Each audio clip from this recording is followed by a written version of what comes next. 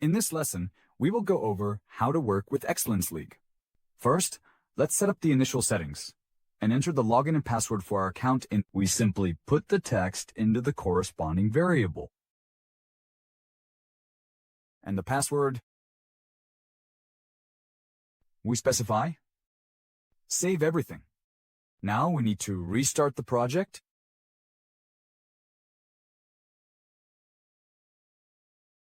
That's it. This Excel file can be deleted. The variables have been created, and we enter the correct password. Now let's enter an incorrect password. This is to check how Excellence League works when branching in the program. Next, let's load the dnolab.com website. Go to the page, enter the address, fill in the action. Next, you need to click on User Profile. Select -1. And just take the ID call. We do it like this. Perform the search. Action 1. Event click. Next, we need to enter the login and password. We become united in it. Set action. You need to enter the login. Do the same with the password.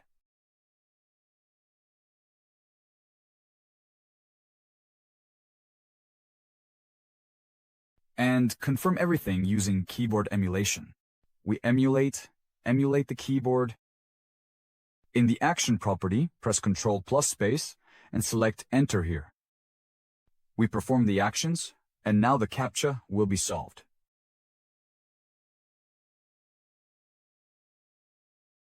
Now we will get an error saying the passwords are incorrect.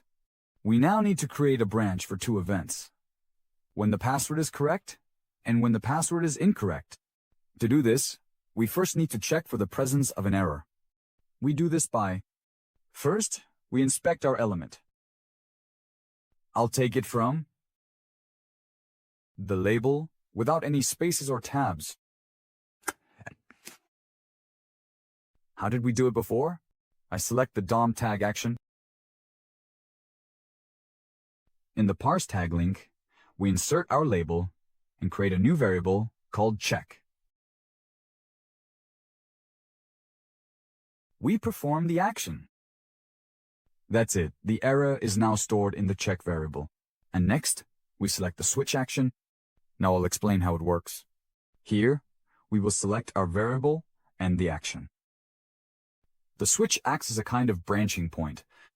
Depending on the value of the variable, our program will follow different paths. For example, here I insert our errors as values. And now, if the check variable actually contains an error value, the program will then continue along the branch that specifically corresponds to that error. Let's change the password to the correct one now. We'll enter it again.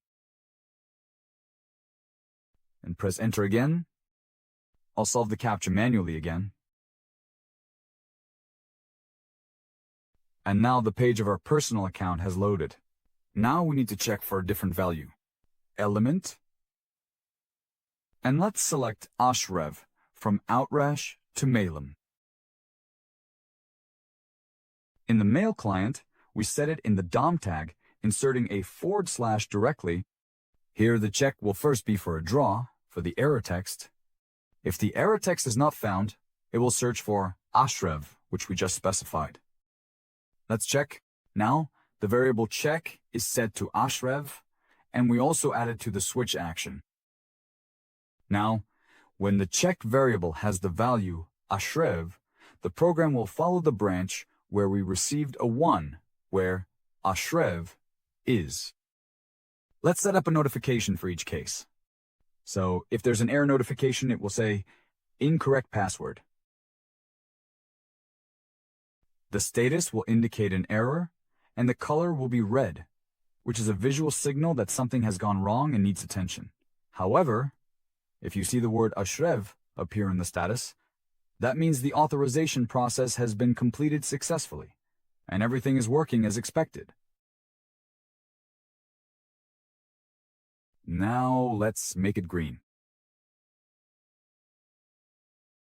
And another important point, if the variable check initially does not satisfy either the first or the second condition, that is, it's neither 0 nor 1, then the flow will follow the arrow from default. We can also use this command when selecting the operating modes of our program. Let's add an action, add the switch action, and create a script mode variable in the initial settings. Set the value using a drop-down, place it into the corresponding variable, and in parentheses, specify the different operating modes of our program. That is, mode 1, and then using a / write mode 2. Let's connect them. We can restart our program.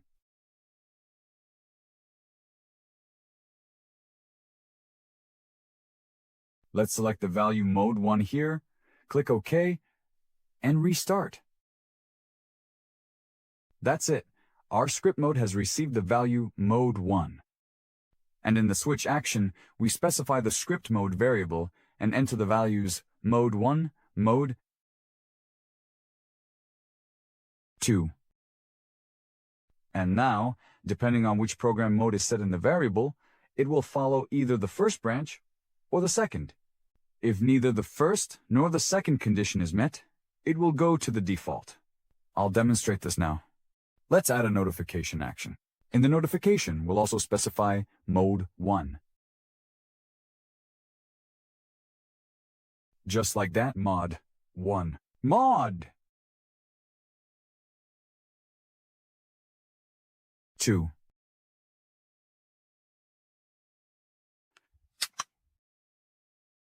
And here's mode 3 if it doesn't satisfy any of the conditions. Let me specify that right away.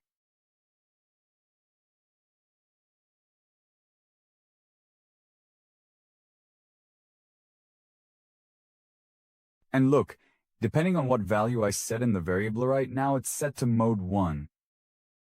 Okay. The execution followed the mode 1 branch, meaning the one that starts from 0. Now I will specify the value mod 2 in the variable.